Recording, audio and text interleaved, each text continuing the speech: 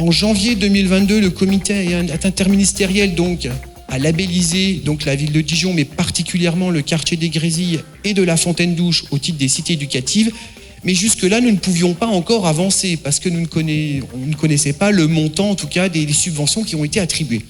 Et en mars 2022, nous avons eu effectivement la bonne nouvelle que nous étions effectivement financés à hauteur de 450 000 € donc de l'État et 390 000 €, donc la collectivité aussi injectait dans ce budget global, donc pour un montant de plus de 800 000 €. On travaille déjà sur la méthode, à savoir effectivement comment on va faire les choses, le sens, puis après on décline les actions. Comment on travaille ensemble, à savoir la collectivité, les services de la direction académique, les services de l'État, comment on va pouvoir effectivement travailler ensemble au regard des besoins sur l'ensemble de ces cités éducatives. Ça sera présenté par M. Coupchou dans quelques instants.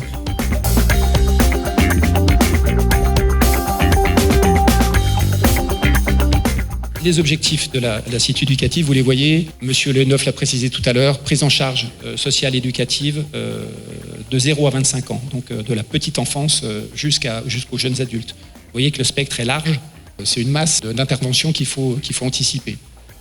Dans les quartiers les plus défavorisés, donc c'est les quartiers contrats de ville, donc à Dijon, Grésilles, Fontaine-Douche. J'évoquais tout à l'heure l'idée du socle commun, du langage commun, c'est vraiment cette idée de s'enrichir mutuellement de nos connaissances, de nos pratiques. Il y a parfois des bonnes pratiques qui sont à l'œuvre et qui sont intéressantes, parfois à modéliser, à adapter.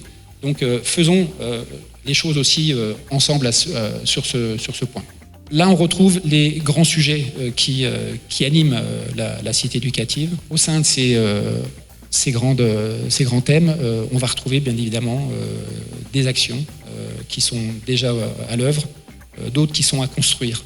Et je le disais tout à l'heure, on a lancé beaucoup de choses de front, le travail est loin d'être terminé, et on a besoin de vous, on a besoin de votre engagement à chacun, parce que, je le rappelle, c'est collectivement que les choses pourront évoluer de façon positive.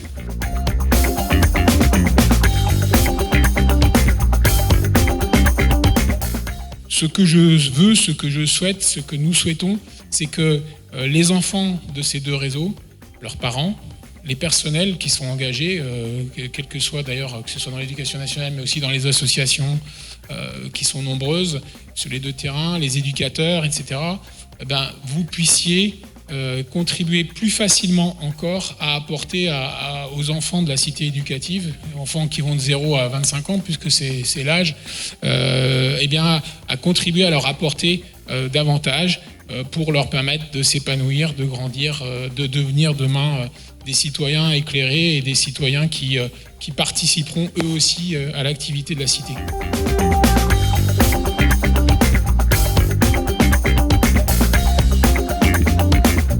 Au Grésilles, on est quand même sur une population qui est très jeune. On a 30% de la population qui a moins de 20 ans. À Dijon, on est plutôt sur 23%. Et sur Fontaine-Douche, du coup, c'est plutôt 24% aussi qui sont âgés de moins de 20 ans. En l'occurrence, là, il y a la moitié de la population du quartier des Grésilles qui fait partie de ces classes à faible niveau de vie et qui vit avec moins de 1 340 € par mois.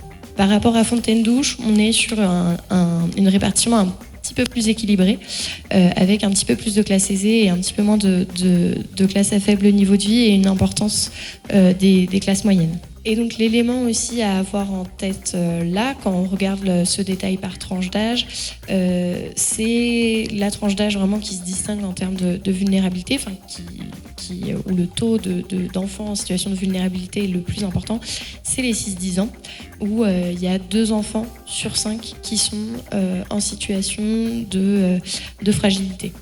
Et au total, sur le quartier des Grésilles, donc quartier des Grésilles bien au sens large, on a 680 mineurs qui sont potentiellement vulnérables.